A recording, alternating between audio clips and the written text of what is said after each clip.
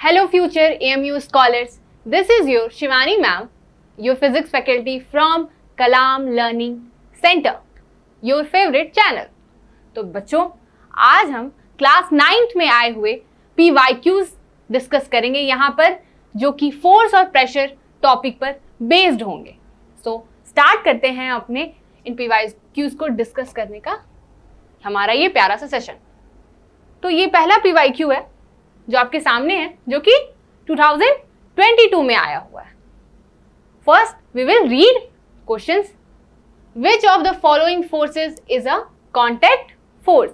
कौन सी फोर्स है जो कि कॉन्टैक्ट फोर्स है? यहां पर ऑप्शंस दिए हुए हैं: force of gravity, magnetic force, force of friction and electrostatic force. अब इसका आंसर देने के लिए सबसे पहले आपको पता होना चाहिए कि what is contact forces. Those forces which one body apply on another body only when they come in physical contact are called contact forces. वो forces जो bodies सिर्फ contact में आकर के ही एक दूसरे पर act कर सकती हैं, exert कर सकती हैं, उन्हें हम contact force कहते हैं. Example: normal reaction, frictional force, muscular force. ये जो सारे forces हैं ये contact forces हैं. Tension, spring force. Okay, then what is non-contact force? Non-contact force are those forces which one body exert on another without coming in physical contact. तो वो forces जो body बिना physical contact में आए exert करती है. इसके examples क्या थे? Gravitational force है, electrostatic force, magnetic force. तो अब आपको अपने examples में देखना है कि contact force कौन सा है. तो कौन से फोर्सेस कॉन्टैक्ट फोर्स नहीं है? ऑब्वियसली ग्रेविटी कॉन्टैक्ट फोर्स नहीं है. मैग्नेटिक फोर्स भी एक नॉन कॉन्टैक्ट फोर्स है. दो मैग्नेट्स बिना फिजिकली कॉन्टैक्ट में आए हुए फोर्सेस एक्सर्ट करते हैं. फ्रिक्शनल फोर्स, बॉडी पर फ्रिक्शन का फोर्स कब लगता है? जब एक बॉडी दूसरे बॉडी के कॉन्टैक्ट में होती है और वो स्लाइड या रोल करने की कोशिश करती है. तो what is your correct answer? Answer C. Answer C जो है आपका, ये है आपका करेक्ट आंसर. और आंसर डी, इलेक्ट्रोस्टैटिक फोर्स. ये कौन सी फोर्स है? ये वो फोर्स है जो एक चार्ज दूसरे चार्ज पर एक्सर्ट करता है. तो this without coming in contact, तो this is also non contact force. Correct answer है आपका सी. अब नॉन कॉन्टैक्ट फोर्स के बारे में आपको एक और खास बात पता होनी चाहिए कि नॉन कॉन्टैक्ट फोर्स किस बात पर डिपेंड करता है. ये सारे नॉन कॉन्टैक्ट फोर्सेस जो हैं वो डिस्टेंस पर डिपेंड करते हैं. डिस्टेंस जैसे जैसे इंक्रीज हो जाती है, नॉन कॉन्टैक्ट फोर्सेस वैसे वैसे डिक्रीज होते चले जाते हैं. आप मैग्नेट्स के साथ आपने जरूर खेला होगा, तो आप देखोगे कि मैग्नेट जितना दूर एक दूसरे से करते जाओगे, जो वो एक दूसरे के ऊपर फोर्स एक्सर्ट कर रहे होते हैं वो डिक्रीज हो जाता है, और जैसे ही वो क्लोज आते हैं उनका फोर्स इंक्रीज हो जाता है. तो all these non contact forces depends on distance. ये पॉइंट है जो नोट डाउन करने वाला है कि नॉन कॉन्टैक्ट फोर्स किस बात पर डिपेंड करते हैं? तो डिस्टेंस पर डिपेंड करते हैं. Next question. The force acting on a unit area of surface is called. यहां पर किसी फिजिकल क्वांटिटी की बात हो रही है. कौन सी फिजिकल क्वांटिटी की बात हो रही है? एक ऐसी फिजिकल क्वांटिटी जो हमें यह बताती है कि एक यूनिट एरिया पर कितना फोर्स एक्ट कर रहा है.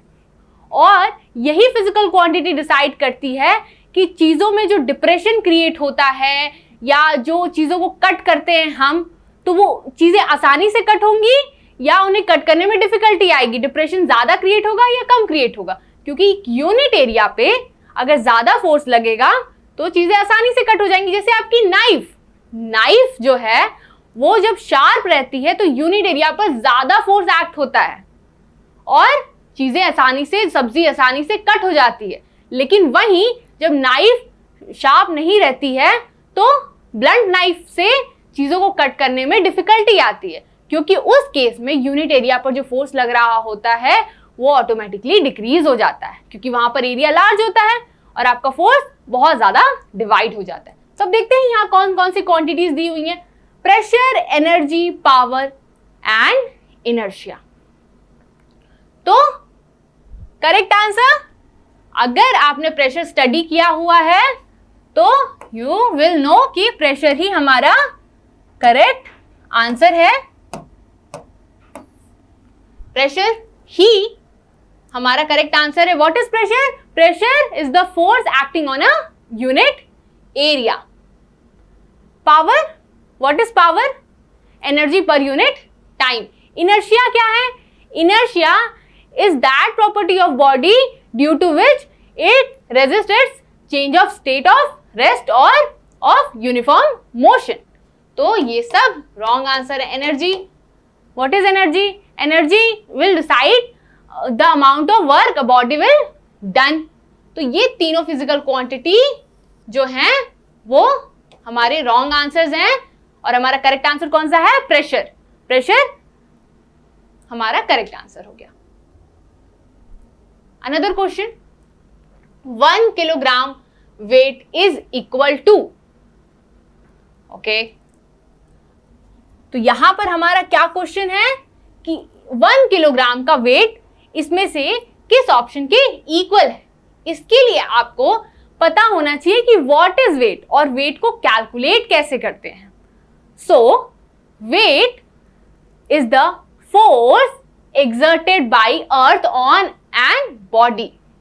ठीक है, वेट क्या है? वो फोर्स है जो कि अर्थ लगाती है किसी बॉडी पर। कैलकुलेट कैसे करेंगे? तो कैलकुलेट करने का फॉर्मूला है एम जी। एम है मास ऑफ बॉडी और जी है acceleration due to gravity. Gravity का ही फोर्स अर्थ लगा रही होती है, तो उसकी वजह से जो एक्सेलरेशन प्रोड्यूस हो रहा होता है उसको मल्टीप्लाई करते हैं बॉडी के मास से। ओके, अब यहाँ पर ध्यान देने वाली बात ये भी है कि जब भी हम ऐसे न्यूमेरिकल्स कर रहे होते हैं तो यूनिट का खास ख्याल रखना है कि मास की क्या यूनिट होनी चाहिए और जी की क्या यूनिट है। तो मास यहाँ पर जो हम रखेंगे वो केजी में होना चाहिए, ये एसआई यूनिट होती है मास की, और एक्सेलरेशन ड्यू टू ग्रेविटी की वैल्यू एसआई यूनिट में होती है 9.8 मीटर पर सेकेंड स्क्वायर। तो अगर मास किलोग्राम में है तो एक्सेलरेशन ड्यू टू ग्रेविटी हम रखेंगे 9.8, तो हमें वेट मिल जाएगा।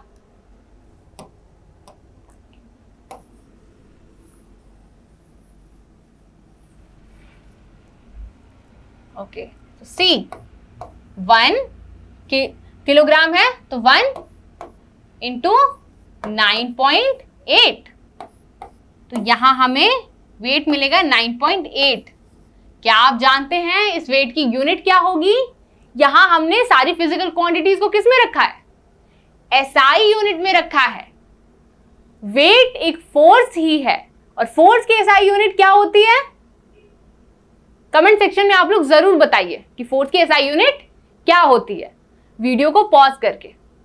ठीक है, तो फोर्स की एसआई यूनिट होती है न्यूटन। यहां पर जब हम ये पीवाईक्यूज कर रहे हैं तो आप ऐसा कर सकते हैं कि वीडियो देखते हुए आप हर एक पीवाईक्यू जब आपके सामने आए तो आप वीडियो पॉज करें, फर्स्ट ऑफ ऑल खुद ट्राई करें कि कैसे आंसर आ रहा है, देन देखें वीडियो को फर्दर। अगर आपका आंसर और मेरा आंसर मैच करता है तो आपको भी कॉन्फिडेंस आएगा कि आपकी जो प्रिपरेशन है वो सही डायरेक्शन में जा रही है। तो यहाँ पर जो करेक्ट आंसर है वो है 9.8 newton. Option B is our correct option. Another one,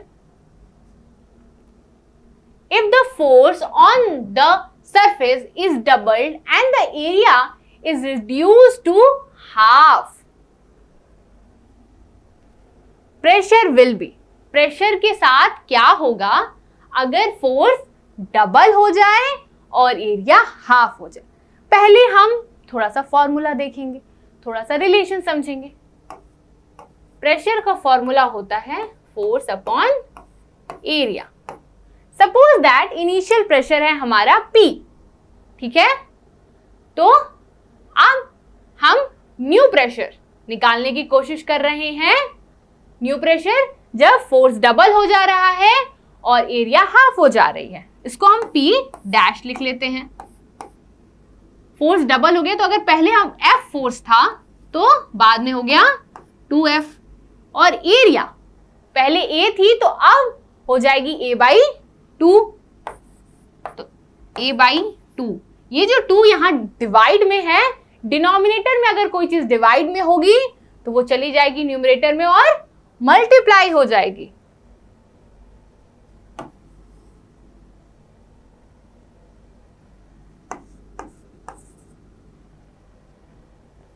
तो ये क्या हो जाएगा, 2 × 2 4,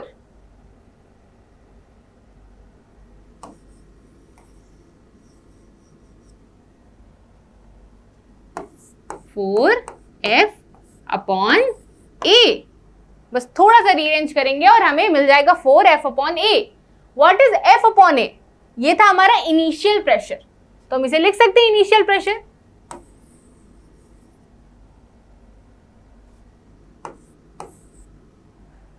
P dash is equal to 4P, मतलब जो हमारा न्यू प्रेशर है वो 4 टाइम्स है हमारे इनिशियल प्रेशर से, शुरू के ओल्ड प्रेशर के 4 टाइम्स हो जाएगा हमारा न्यू प्रेशर। देखते हैं यहां पर क्या ऑप्शन है। Becomes 2 times, becomes 4 times, half या रिमेन अनचेंज्ड। ऑब्वियसली हमारा आंसर बी करेक्ट आंसर होगा, बिकम्स 4 टाइम्स।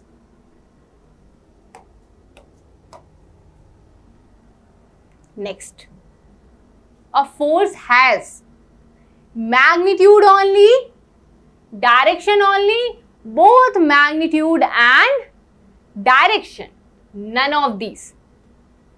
Force एक ऐसी physical quantity है which needs magnitude as well as direction both to define it. देखो, जब आप किसी डोर पर फोर्स लगाते हो तो डोर किस डायरेक्शन में मूव करेगी, ये सिर्फ मैग्नीट्यूड पर नहीं, फोर्स की डायरेक्शन पर भी डिपेंड करता है। तो फोर्स को सिर्फ और सिर्फ मैग्नीट्यूड से डिफाइन नहीं किया जा सकता है, बिकॉज फोर्स की डायरेक्शन भी कंट्रीब्यूट करती है डिसाइड करने में कि उसका इफेक्ट कैसा होगा। तो force has both magnitude as well as direction.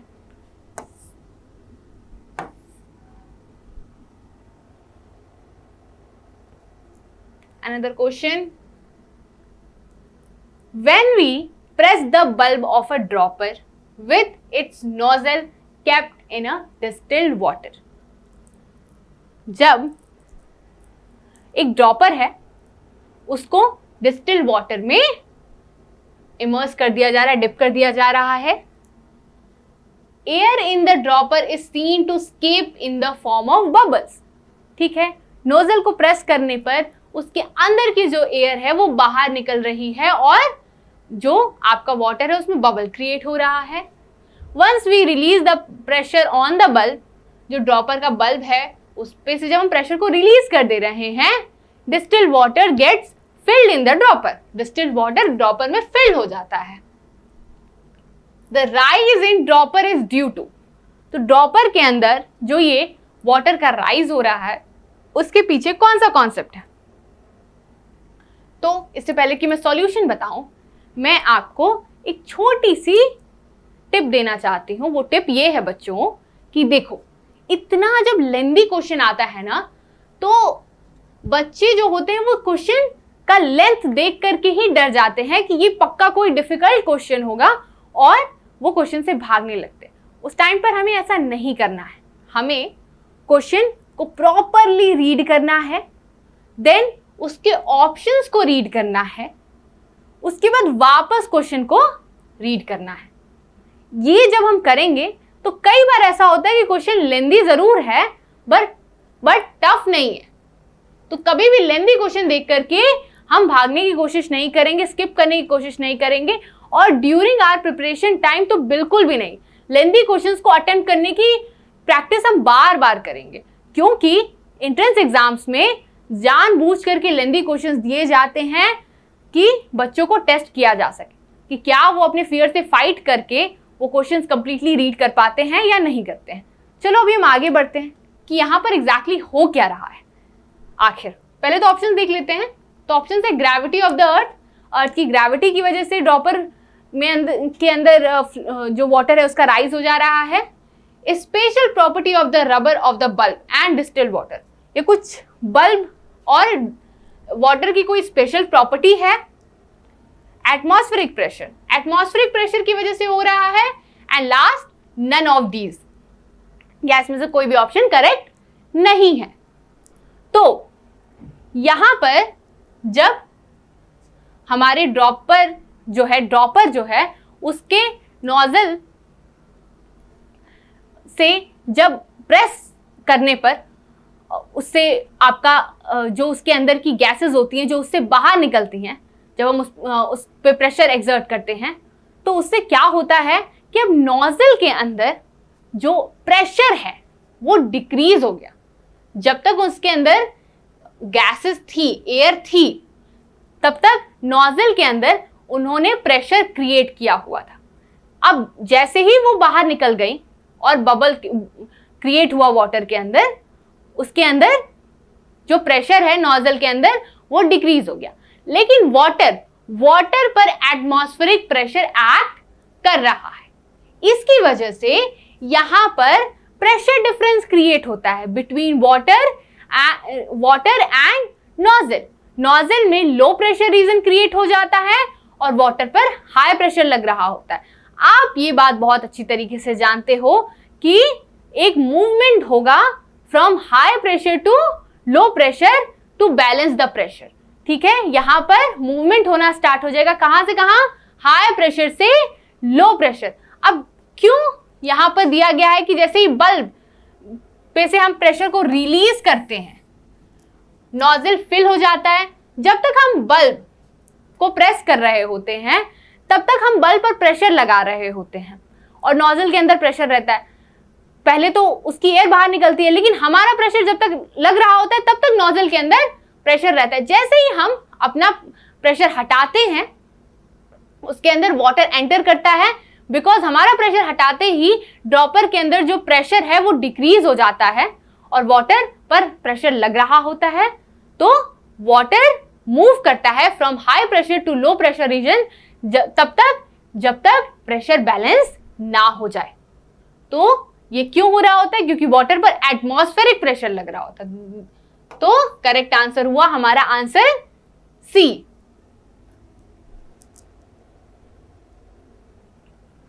Another question.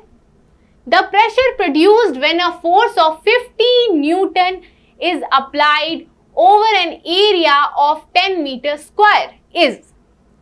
Pressure का फिर से सवाल आया हुआ है और ये क्वेश्चन बहुत ही इजी है।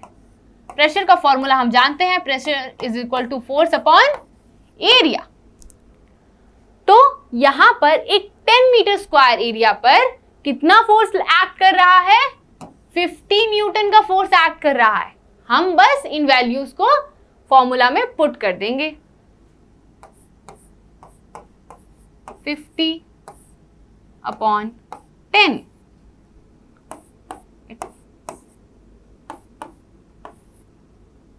आएगा हमारा 5 newton per metre square and it is also equal to pascal. Newton per metre square को ही हम पास्कल भी कहते हैं, तो हम यहां पास्कल भी लिख सकते हैं।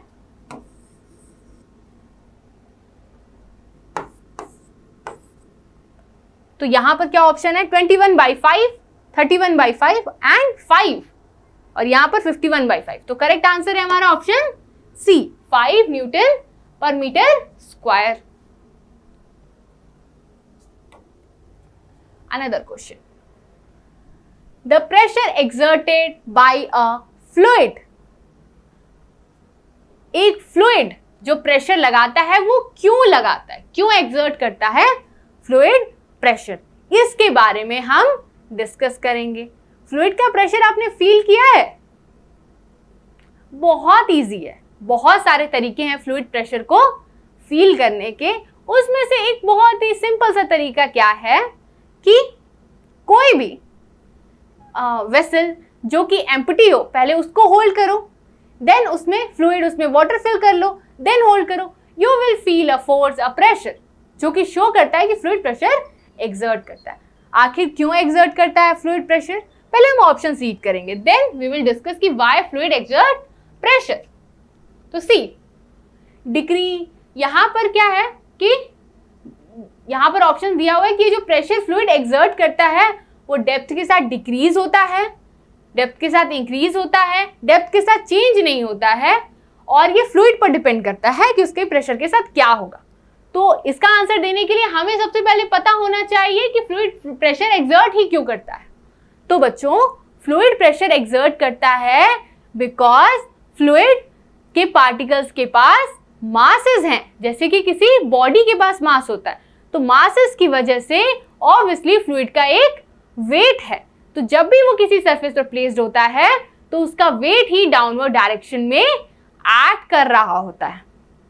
ओके, वेट का फॉर्मूला तो आप जानते हो, वेट होता है mg, ठीक है, वेट होता है mg, और यहां पर हम मास को लिखेंगे डेंसिटी और वॉल्यूम के टर्म्स में, डेंसिटी एंड वॉल्यूम के टर्म्स में, डेंसिटी इंटू वॉल्यूम। और ये जो आप यहां पर देख रहे हो, ये आप में से कई लोगों को लगेगा कि ये जो साइन है ये P है, नहीं, ये P नहीं है, इसको रो बोलते हैं, ये डेंसिटी को शो करता है। तो ये क्या लिखा मैंने, density into volume into acceleration due to gravity. अब हम ये सपोज कर लेते हैं कि यहां पर जो फ्लूइड है वो किसी सिलेंड्रिकल वेसल में फिल्ड है, ठीक है। तो इसके वॉल्यूम को हम कैसे लिख सकते हैं? अगर इसका एरिया A है और फ्लूइड h हाइट तक फिल्ड है, तो यहाँ फ्लूइड का जो वॉल्यूम हो जाएगा वो A इंटू H हो जाएगा, ये हम लिख सकते हैं। तो यहां कुछ इस तरीके से हो जाएगा, ये हुआ डेंसिटी जो रो से दिख रही है, देन H, ये A और ये G। तो जब आप फ्लूइड की किसी भी दो पॉइंट्स के बारे में डिस्कस करोगे तो फ्लूइड का प्रेशर किस किस बात पर डिपेंड कर रहा है? ये जो G है ये है एक्सेलरेशन ड्यू टू ग्रेविटी। तो अगर अर्थ पर फ्लूइड है तो इसकी वैल्यू तो फिक्स रहेगी। क्रॉस सेक्शनल एरिया वो तो थ्रू आउट सेम ही रहेगा। तो फ्लूइड किन चीजों पर डिपेंड कर रहा है? ये रो, ये डेंसिटी पर, और H क्या है? डेप्थ है। ये कहां से मेजर की जाती है? फ्लूइड के सरफेस से। तो फ्लूइड में जो प्रेशर लग रहा है वो किन बातों पर डिपेंड कर रहा है? उसकी डेंसिटी पर और उसकी हाइट पर। या हाइट को आप गलत नहीं समझिएगा, हाइट का मतलब यहाँ पर डेप्थ ही है। यहाँ पर हाइट कौन सी हाइट? तो जो हाइट सरफेस से मेजर की जाती है फ्लूइड के इन डाउनवर्ड डायरेक्शन। कई जगह पर हाइट भी लिखा जाता है H को, और कई जगह पर डेप्थ लिखा जाता है। दोनों का मतलब क्या है? Distance of the point where we are calculating pressure from the surface of fluid. तो यहां पर फ्लूइड प्रेशर दो चीजों पर डिपेंड करता है, डेंसिटी पर और डेप्थ पर। और जितनी ज्यादा डेंसिटी होगी उतना ज्यादा फ्लूइड प्रेशर एक्सर्ट करेगा, और दूसरी चीज, जितना ज्यादा डेप्थ में जाते जाएंगे फ्लूइड में उतना ज्यादा वो प्रेशर एक्सर्ट करेगा। इसीलिए स्विमिंग के टाइम पर जो स्विमर्स होते हैं उनके ईयर पर एक प्रेशर एक्सर्ट हो रहा होता है, और जितना ज्यादा वो डीप में जाते हैं उतना ज्यादा उन्हें प्रेशर फील करना पड़ता है। That's why swim suit swimmers पहनते हैं। ओके, तो यहाँ करेक्ट आंसर क्या है?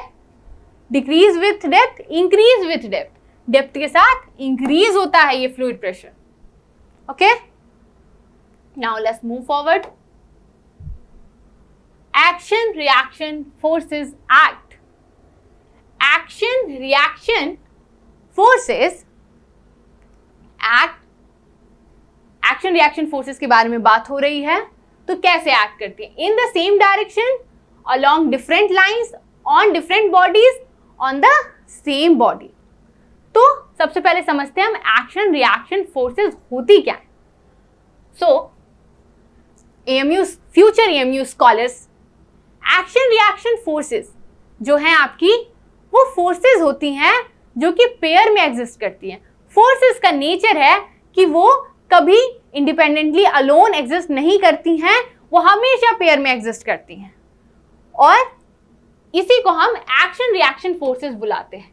अब इस एक्शन रिएक्शन फोर्सेस की कुछ प्रॉपर्टीज हैं। इनका मैग्नीट्यूड इक्वल होता है, मैग्नीट्यूड इक्वल होता है।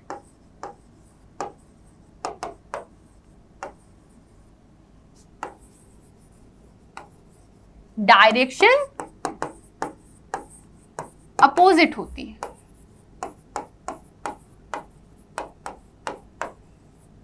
ये एक्ट करती हैं at the same time, act simultaneously.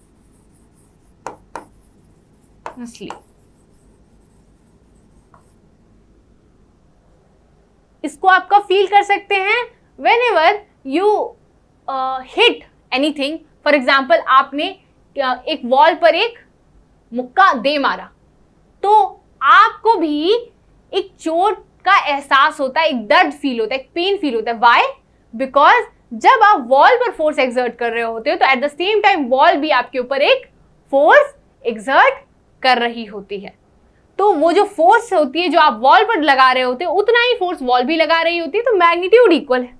Direction opposite है, ठीक है। आप वॉल पर लगाओगे और वॉल अपोजिट डायरेक्शन में आप पर लगाएगी, वो फोर्स साइमल्टेनियसली एक्ट कर रहा होगा। आप फील कर सकते हो जैसे ही आप वॉल पर फोर्स लगाओगे उसी टाइम आपको भी एक पेन फील होगा, तो फोर्स जो एक्ट कर रही है साइमल्टेनियसली कर रही है। अच्छा, यहां पर एक्शन और रिएक्शन, आपने एक्शन फोर्स एक्सर्ट की, वॉल ने रिएक्शन फोर्स एक्सर्ट की, तो ये action reaction forces same body पर एक्ट करती हैं या डिफरेंट बॉडी पर? सेम बॉडीज पर।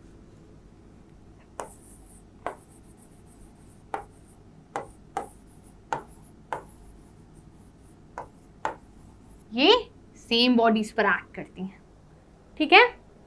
तो अभी यहां पर देखते हैं कि क्या क्या ऑप्शंस हैं। In the same direction, weight, different bodies,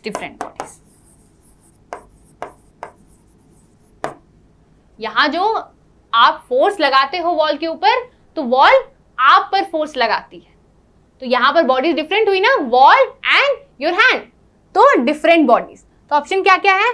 in the same direction नहीं, अपोजिट डायरेक्शन में एक्ट करती हैं, बिल्कुल रॉन्ग हो गया। Along different lines, no, along the same line, ये भी रॉन्ग हो गया।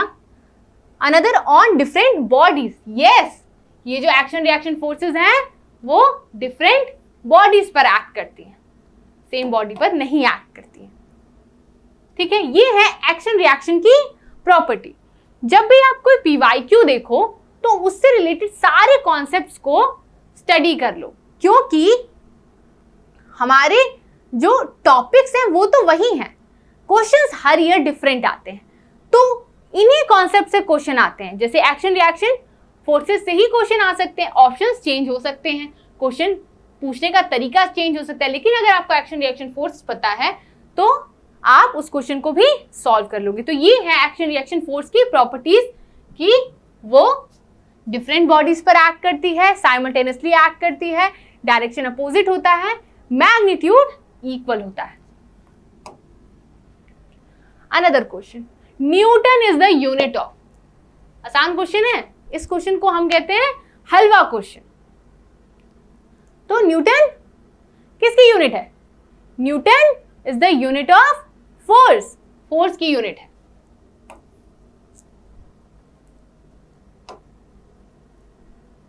A force can be described by, ऐसा ही सेम क्वेश्चन अभी जस्ट हमने किया,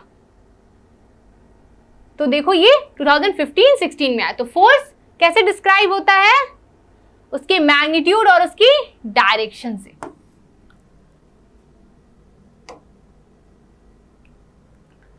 In the long jump, when do the athlete experience maximum force?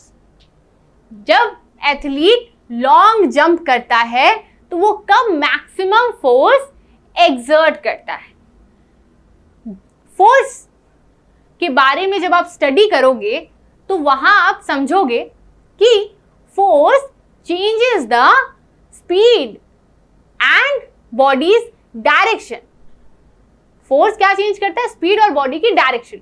जितना ज्यादा फोर्स अप्लाई होगा उतना तेजी से बॉडी की स्पीड और बॉडी की डायरेक्शन चेंज होगी। एथलीट जब जंप कर रहा होता है तो यहाँ पर ऑप्शन है ऑन टेकिंग ऑफ। जब वो टेक ऑफ कर रहा होता है तो उसके पास टाइम होता है। टेक ऑफ करते टाइम वो थोड़ा सा टाइम लेता है और फिर फोर्स वहां पर एक्ट कर रही होती है, उसकी बॉडी एक फोर्स लगा रही होती है, नीचे ग्रेविटी का फोर्स लग रहा होता है, बट यहाँ पर वो टाइम ले रहा होता है। तो जो उसकी वेलोसिटी है वो तुरंत इंक्रीज नहीं होती, एक टाइम ले करके वो उसे इंक्रीज करता है। तो बॉडी एक बहुत ज्यादा फोर्स एक्सपीरियंस नहीं करती, क्योंकि फोर्स किस बात पर डिपेंड करता है? फोर्स इस बात पर डिपेंड करता है कि बॉडी की वेलोसिटी में कितना तेजी से चेंज आया है। तो नॉट फर्स्ट ऑप्शन है on landing at the maximum height same force throughout. तो सेम फोर्स थ्रू आउट नहीं लगता है, बिकॉज जो ग्रेविटी का फोर्स है, हमने बताया है आपको एक क्वेश्चन में कि non contact forces depends on distance. तो जैसे जैसे डिस्टेंस इंक्रीज होती है फोर्स डिक्रीज हो रहा होता है। एट द मैक्सिमम हाइट नहीं, मैक्सिमम हाइट पर भी आपका मैक्सिमम फोर्स नहीं लगता। ऑन लैंडिंग, लैंड करते टाइम जैसे ही बॉडी लैंड कर रही होती है उस वक्त बॉडी की पास मैक्सिमम वेलोसिटी होती है, वो एक मैक्सिमम वेलोसिटी गेन कर चुकी होती है। और जैसे ही वो लैंड करती है, जैसे ही वो हिट करती है सरफेस को, उसकी मैक्सिमम वेलोसिटी तुरंत जीरो हो जाती है। तो इस पॉइंट ऑफ टाइम पर बॉडी के वेलोसिटी में जो चेंज आता है वो मैक्सिमम चेंज आता है। और वेलोसिटी को कौन चेंज करता है? फोर्स चेंज करता है। तो on landing maximum force acts on a body. बाकी सारे टाइम भी फोर्स एक्ट कर रहा होता है, बट सबसे ज्यादा फोर्स लैंड करते टाइम जैसे ही बॉडी हिट करती है सरफेस को उस टाइम एक्ट करता है, जिसकी वजह से उसकी वेलोसिटी में मैक्सिमम चेंज आता है। Choose the correct statement. Read करते हैं statements. Solid exert pressure in downward direction. Yes, solid जो है वो डाउनवर्ड डायरेक्शन में प्रेशर एक्सर्ट करता है, बिकॉज सॉलिड हैज वेट। जब भी वो किसी सरफेस पर प्लेस होता है तो उसका वेट डाउनवर्ड डायरेक्शन में एक्ट करता है, जिसकी वजह से प्रेशर एक्सर्ट होता है। तो ये आंसर तो करेक्ट हुआ। Liquid exert pressure in all direction. Liquid के मॉलिक्यूल्स होते हैं वो मूव कर रहे होते हैं, बिकॉज उनके पास कुछ एनर्जी होती है जिसकी वजह से वो मूव कर रहे होते हैं, काइनेटिक एनर्जी की वजह से। तो वो रैंडम डायरेक्शंस में मूव कर रहे होते हैं, इसलिए वो हर एक डायरेक्शन में फोर्स और हर एक डायरेक्शन में प्रेशर एक्सर्ट कर रहे होते हैं। Gas exert pressure in all direction. Gases भी सारी डायरेक्शन में प्रेशर लगा रहे होते हैं, बिकॉज उनके पास भी एनर्जी होती है, काइनेटिक एनर्जी होती है। और गैसेस के पास जो काइनेटिक एनर्जी होती है उसकी वजह से वो सारी डायरेक्शन में फोर्स लगा रहे होते हैं। जैसे कि जब एक बैलून को आप फुला रहे होते हो तो आप देखते हो कि वो हर डायरेक्शन में सेम प्रेशर वहां पर एक्ट कर रहा होता है, जिसकी वजह से वो हर डायरेक्शन में जो चेंज आ रहा होता है वो सेम आ रहा होता है। तो गैसेस भी सारी डायरेक्शन में प्रेशर एक्सर्ट कर रहे होते हैं। तो ये तीनों ऑप्शंस करेक्ट हैं। तो लास्ट हुआ आपका ऑल आर करेक्ट। आगे बढ़ते हैं। This is our last question. The pull exerted by the earth on the object is called. जो अर्थ के द्वारा पुल एक्सर्ट किया जाता है उसको क्या कहते हैं? उसको कहते हैं ग्रेविटेशनल फोर्स। ग्रेविटेशनल फोर्स के बारे में आप डिटेल में स्टडी करते हो। Gravitational force is that force which one body exert on another body because of their masses. तो यहां पर अर्थ दूसरी बॉडीज पर फोर्स लगाती है बिकॉज ऑफ मासेस, और उसे कहते हैं हम ग्रेविटेशनल पुल। बाकी सब जो है मैग्नेटिक फोर्स, मैग्नेटिक फोर्स वो फोर्स होते हैं जो मैग्नेट लगा रहे होते हैं एक दूसरे के ऊपर। Electrostatic force acts because of charges. Mechanical force when bodies are come in contact. पर ग्रेविटेशनल फोर्स ये अर्थ लगाती है, अर्थ पुल करती है, जो उसको कहते हैं ग्रेविटेशनल फोर्स। तो आपने बहुत सारे PYQs किए। इन पीवाईक्यूज को आपको देख करके समझ में आया होगा कि आपको किन टॉपिक्स पर मेहनत करने की जरूरत है। मैं आप लोग को यही सजेस्ट करना चाहूंगी कि आप पीवाईक्यूज के साथ ही अपनी प्रिपरेशन को कंटिन्यू रखें। आप जो भी टॉपिक स्टडी करें उसके बाद उससे रिलेटेड पीवाईक्यूज जरूर करें। It will help in your preparation, it will really help you a lot. ये आपको कॉन्फिडेंस भी बूस्ट करेगा और आपको ये भी समझ में आएगा कि आपको किस तरीके से स्टडी करनी चाहिए, किस पोर्शन पर ज्यादा ध्यान देना चाहिए। तो आज की क्लास में बस इतना ही। Thank you so much all of you.